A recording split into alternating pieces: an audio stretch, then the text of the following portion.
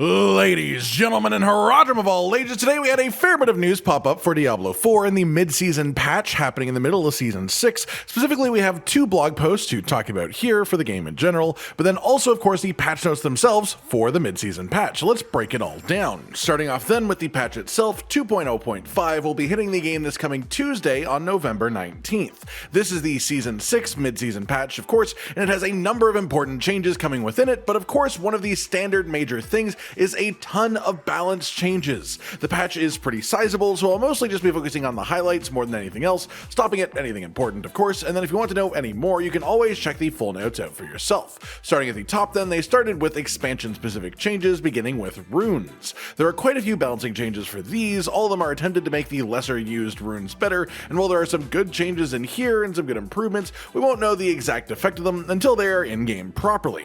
Then the mercenaries have also had quite a few buffs, which is nice as they felt sort of irrelevant in the endgame, honestly, but this probably won't make them a big deal yet either.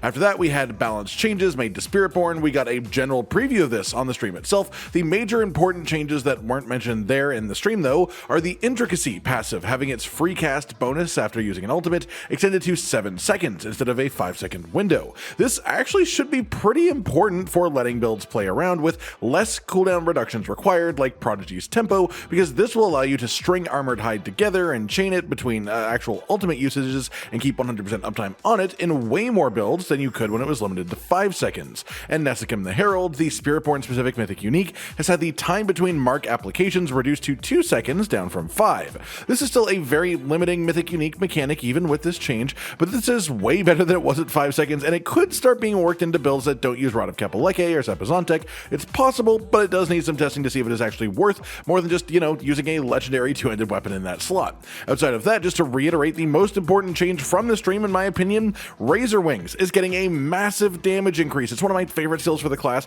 and it's also losing the internal cooldown that it had too, which will make the skill actually respect attack speed, which has a ton of potential for it, and I'm honestly really excited to mess with this one once the patch comes out.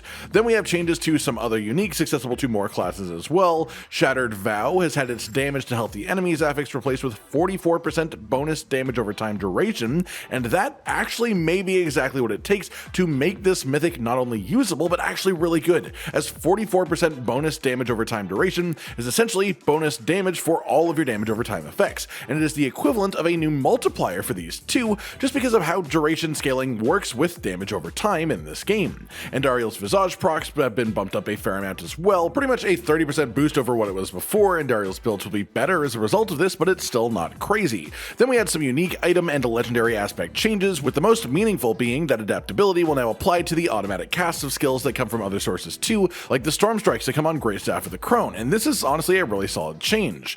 Then we have our Barbarian specific class changes. This is buffs to Hammer of the Ancients, to Upheaval, and Rend, and these are all good, but double swing gaining damage doesn't really do that much for it unless it is buffed way more than this, considering now it is mostly just used to generate Dust Devils in Dust Devil builds. Aside from this, a bunch of just general damage increases, the two most important in my eyes being Enhanced Rupture having its strength scaling increased pretty dramatically, and Mighty Throw getting buffs as well, though as stated in the patch, it is to compensate for a bug fix that also lowers the damage. So yes, this is the best Barbarian build, but it's getting buffs for a reason. For passives, there are some buffs too, with a couple of the big changes, including the damage reduction for Pit Fighter no longer being to distant enemies only, which is quite useful, and the crit chance from No Mercy now just being global crit chance instead of only against very specific conditionally affected enemies. Then for aspects, Battle Mad has been updated to be a big damage increase on top of also giving you the Berserking buff still too, which is a pretty strong combination now, and then just a bunch of bonus damage on various uniques for the class as well, and some damage bonuses from Paragon no changes too.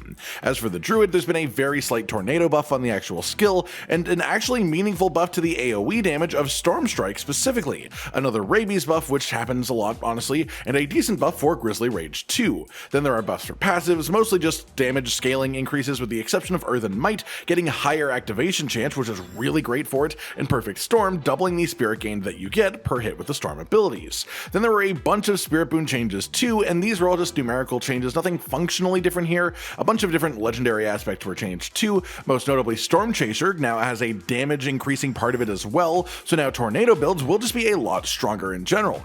Unique items got changes too, notably Arida's Inexorable Will gaining a ton of scaling with willpower, and the Basilisk now changed to work always against healthy enemies and have a boss trigger condition as well. Then just a buff to constricting tendrils as a paragon node 2. Then we have Necromancer changes, some increases to various skills that they want to be a bit stronger, with the most notable changes being Decompose Essence gain now scales with attack speed, and Reap now gains actual essence gained when you hit bosses with it too. For passive skill changes, the non-pure damage increases are that Evulsion now applies its damage bonus to all damage done to vulnerable enemies instead of only on crits, which it did before, which is quite nice of a change, and Gloom has an extra maximum stack. For aspects, just pure numerical changes here for the class, and then for uniques, some more damage increases, with the Deathless Visage being worded a little bit oddly, but this is a damage increase. It means that the damage bonus now increases from lower amounts of the crit damage stack, so higher numbers in the actual end result. Moving on, then we have the Rogue, just a bunch of numerical increases for the most part, though Advanced Penetrating Shot is also gaining damage done to elite enemies as a multiplier on top of its old effects as well.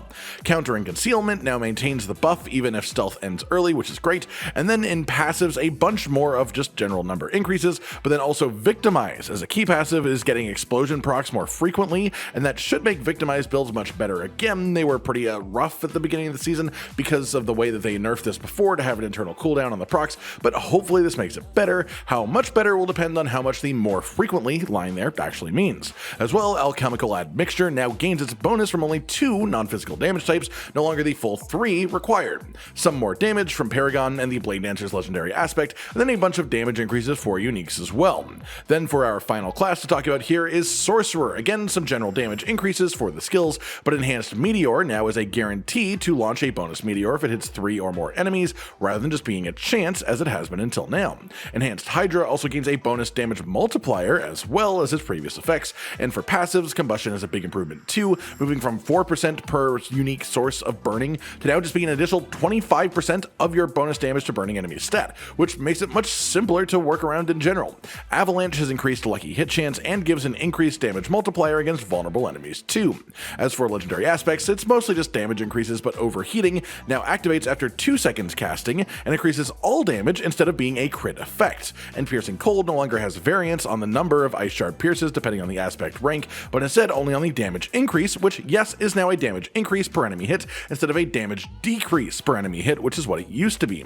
Starfall Coronet is a unique, got a bit of a reshuffle on its charges and cooldown as well, and then you got some more damage increases from Paragon 2. Past that, just some more general game changes, the most important really being Legion events having loot quality increased, a number of shrines having their actual effect made stronger, scaling off Paragon and character level, and the transmutation cost from Malignant Hearts into Mucus Slicked Eggs, making much more friendly to the player too. Then past that, that's pretty much just a bunch of bug fixes, so moving on from the patch notes then, we got a bit more expunging upon mostly already known information, but we have a blog post that is announcing a free Eternal Realm character booster starting on November 19th. This only works on the Eternal Realm, each account gets to use it once by default, and it puts you to level 50 on your given character. It gives you a choice of 3 different builds for your chosen class created by the devs that you get to actually choose between, including a filled out skill tree. It unlocks all Altars of Lilith and gives some consumables as well. This is entirely an effort to get returns from the ultra casual player base who haven't maybe come back for the expansion, especially the pre-made builds part, and I quite like the concept, honestly. Obviously it does very little for people who don't care much about the Eternal Realm in the first place, but it's a nice effort to make to bring people back who haven't played the game for a bit. But also worth noting that you get a second one of these boosts as well if you have bought the expansion, as a bit of an extra bonus. On top of this, from November 19th until December 2nd, the Spiritborn class will essentially be undergoing a free trial. Specifically, this is going to let anyone who does not own the expansion, Vessel of Hatred, create the character and play the class up until level 25 at its limit for the trial. Any progress on these characters will also carry over into the full release if you choose to buy the game afterwards, so if you don't have the expansion and you want to see what the early game at least feels like for the class, this is your opportunity to do so. This also comes with details on the return of the Red Cloaked Horror and the surrounding Christmas event that we had last year, returning again this year in the same overlapping time period starting on November 19th. This time the Horror has a chance to spawn in a Helltide instead of a Hellborn, and also just a chance to show up in Infernal Hordes or dungeons as well. The main big thing here that I think a number of players might gain something from is the new version of Gillian's Brew, the event-specific elixir drop. This has been changed and now increases all damage that you do by 20%. It makes enemy kills drop bonus herbs and crafting materials, and also 15% bonus experience. Obviously this doesn't give us hard numbers, but if the drops of additional crafting materials are meaty enough, this could help alleviate the iron chunk and rawhide issue when trying to mass masterwork rework items back to back. Then the last part of this blog post is the return, once again, of Mother's Blessing for a multiplicative increase to all gold and experience gains while it's active, specifically from November 19th until November 26th. Past this, then we have the second blog post that was released, this one just having full specifics for the next Campfire Chat stream, coming up next Thursday on November 21st at 11 a.m. Pacific time. This is going to have the full breakdown for the PTR that will be happening for Season 7, and the patch that will be surrounding that too. So this is basically the best opportunity to test out all of the changes that will be happening to the game between seasons, as well as any new equipment or mechanics that might be added in too. So the stream itself, more than anything, is essentially our first reveal for Season 7, and a lot of the things that will shape the important sort of foundation of what that season will be. So you want to keep an eye out for that if you want to know more about this. And of course, we will also be covering that on the channel once the stream is over, condensing it down as concisely as possible. That just about does it for today, everyone. Just a roundup of the patch notes for the mid-season patch hitting the game next week on Tuesday, as well as the blog post released the day before too. I hope you've all enjoyed this, and as always, feel free to leave any of your own thoughts in the comments down below. Like if you liked the video, subscribe to the notification bell for more, and most importantly, ladies and gentlemen, until next time, stay sweet. Josh, Cotton, and Hollow with the videos, dropping the humor like a hammer on your tippy toes, bringing entertainment on a daily arrangement to take our insanity and turn it into entertainment. Yes, I said entertainment twice, to reiterate that it is nice to look into your faces on a mostly daily basis when you let us in your homes to make the whole world a stage. Goodbye.